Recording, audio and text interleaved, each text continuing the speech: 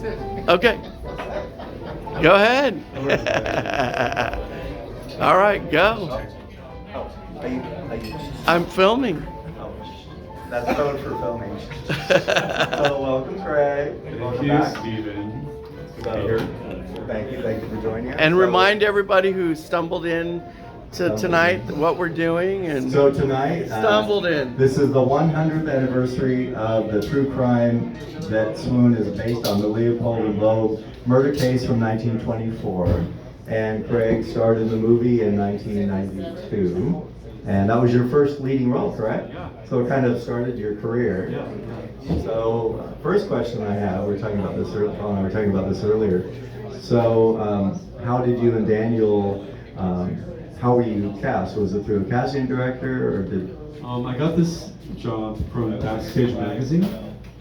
Really? Yes. Wow. That's great. I sent in my headshot and I went into an open call. There were like hundreds of guys there. Wow. And I read the first person, they were matching people up to read. This is in New York City. And I read with Dan, was the first person I read with, my co-star. And then we separated, and then I auditioned for that movie for probably 3 months. Kept going back, and matched up with different guys. And the crazy thing, by the time I got the part, I didn't even care anymore. I was like so sick of this auditioning thing. I'm over It's it. like, who cares? But I got, and then it wound up being that I got cast with Dan, who was the very first person I auditioned with at the very beginning of the whole thing. So, amazing. yeah. Wow. Yeah, but I got from backstage. That's so cool, actually. Yeah. So, being based on real people and a real crime, did you do your own research, or did the producer and director suggest that you and Daniel do your research on your own? We did a lot of research. I read Nathan Leopold Jr. has a biography, a memoir he wrote called Life Plus 99 Years, which so I read his book, his memoir. There were a bunch of books written about it that I read as well. Crime of the Century, I remember reading that, and they were like Xerox. The production gave it to me in like Xeroxes, like back then. Xerox Stack. Stack of the What's that? book. It's something you read on your phone, or you listen to now. But I was really obsessed with the whole thing. I became like super knowledgeable of the case, and then so by the time we started shooting, I was completely obsessed with Leopold. Like obsessed with. Well, you got your Spirit. Completely. Spirit Award nomination for Best Actor, so that's Woo!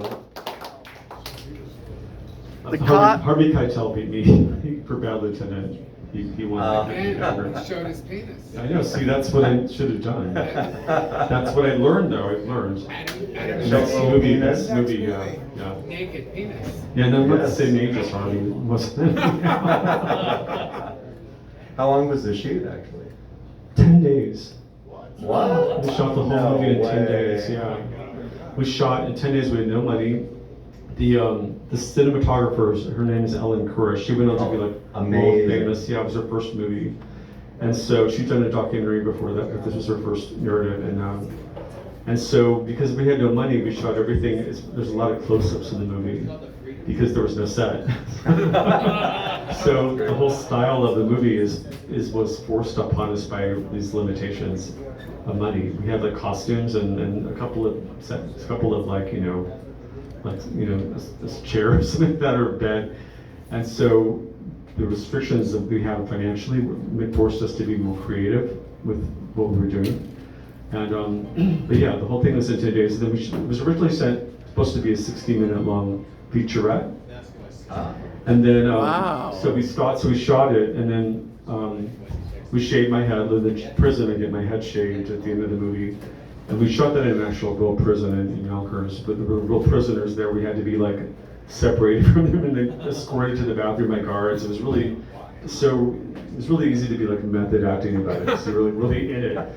And so we finished it, and my hair started growing back. And then like about a year later, the director took me out to dinner, and he was like, "We have enough footage to make we want to make a feature." And make this into a feature. I'm like, because it was supposed to be like a weird art film. The director was a real visual artist, and so and he was like, we're gonna make this into a feature. I was like, oh my god, that's okay. And he's like, and we have to shave your head again. And I just growed my hair back. So we shot the movie and then we went in later and we there's scenes in the movie that were shot a year, like a close-up that was shot a year later after the original of the master. Wow. And so you can't tell watching. Yeah, it. you can't tell. At all. Yeah, but I had those scenes that were shot a year later, and so I shaved my head again. We went in, we shot that for like 5 days, so it was really 15 days total. We shot the whole movie. That's amazing. We have scenes going behind us from the film. Oh, yeah.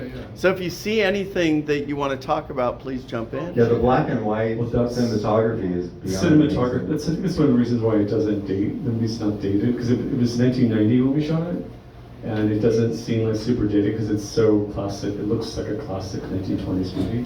And it wasn't released till 92, right? 92, yeah. And the thing that made the movie it was very controversial when it came out because it was Dan and Leopold and Loeb were lovers, and that part of the story was never told in the other previous tellings of Leopold and Loeb. Alfred Hitchcock collected a movie called Rope about it, and there was subtle Kind of hinted. Yeah, hinted. And there was a movie called Compulsion where Dean Stockwell played my part and my kid played Leopold. But so this was the first sort of telling of the story from the sort of gay point of view. And when it came out, it was right when that summer was when Sharon Stone was in Basic Instinct, and there was all this like. I brought that up tonight. Oh yeah, there was a lot of like the movie was very controversial when it came out because it showed two gay guys killing a child, which is still controversial in this day and age. But back then it was so outrageously, people were up in arms about it, and GLAAD came out against the movie, and even though we were all queer filmmakers, they came out against the movie. Wow. Is she on a skateboard? She's on a trolley.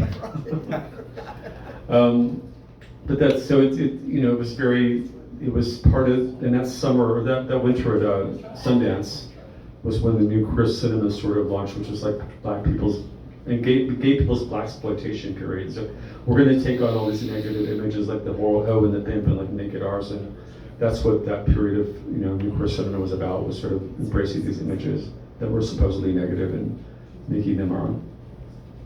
Was it all shot that piece, Craig, or? It was all shot in New York, it's in Brooklyn. It was all shot in New York City, yeah. Oh, okay. It takes place in Chicago, but yeah, it was all. When you guys are in the field, I told Paul, I said that building way in the background. That's Prospect Park, yeah. Looks like downtown LA where the toy district is. No, it was all the Brooklyn, New York, the courtroom and the movies in Oh, Harlem. this scene actually. That's in Brooklyn. Could I just say one more thing here?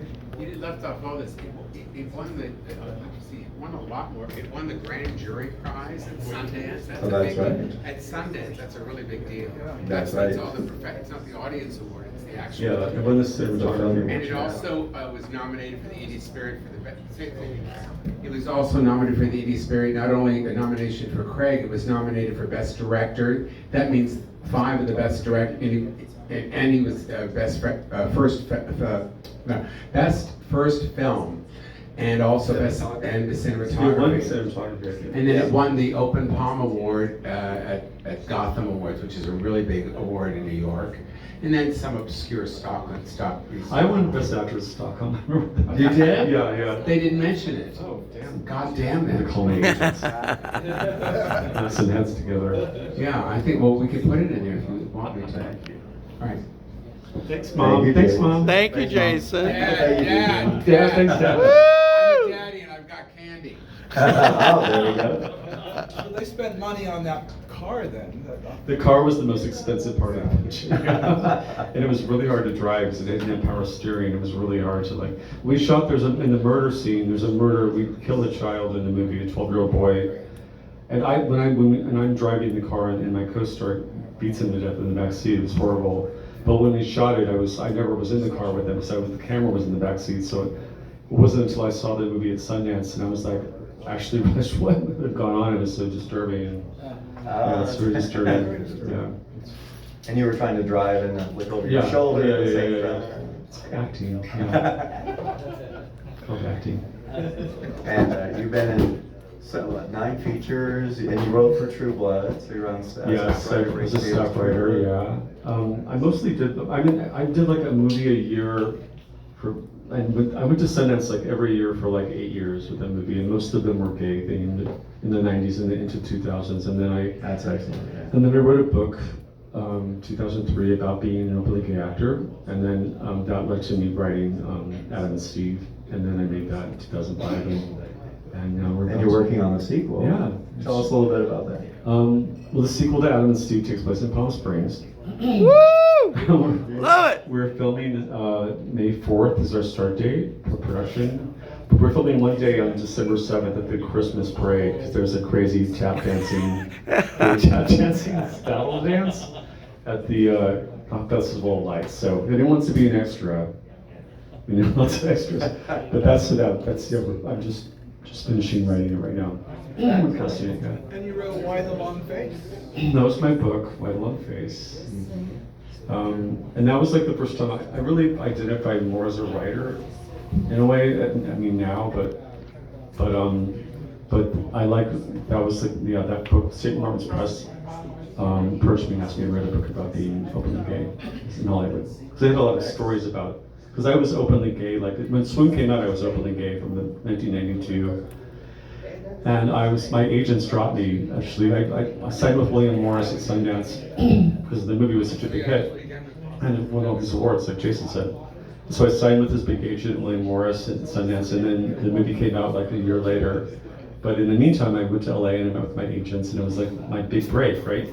And then I had this gay agent who brought me into the office and wanted to sort of like feel me out about how I was going to deal with the whole gayness of my movie. I was going to be openly gay, and I just said, oh yeah, I'm going to bring my boyfriend to the premiere and blah blah blah.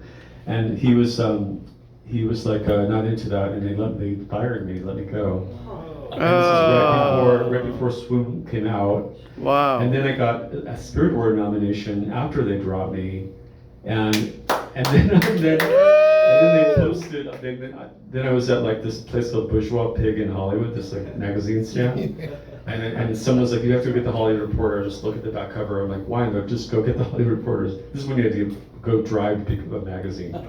And I went there and I saw the back of the Hollywood Reporter, and it said, "We congratulate our Spirit Award nominees, Harvey Keitel, Craig Chester," and it was William Morris's ad, and they took credit for my nomination, but they weren't representing me anymore. So like, everyone thought I was with them. Offers came in and they just like let them go. Oh no. And so I dealt with a lot of homophobia early on. Nowadays you'd be calling an attorney. Well, it'd be like, yeah, totally. I mean, all of my friends, everybody was furious at the time for me, but, so I went to the Spirit Awards without an agent, which is crazy, because that's a big deal, Oh yeah, And absolutely. who was that agent? Can we out him? I don't remember, he was a guy, he was a gay, but the worst part is he was a gay man. Yeah. And it was like playing girlfriend with me, like, sort of like testing me to see if I was from New York, and I was involved in AIDS activism, and it was very silence equals death, so that was that generation, so I wasn't going to be in the closet. And then but it definitely sent me back, yeah.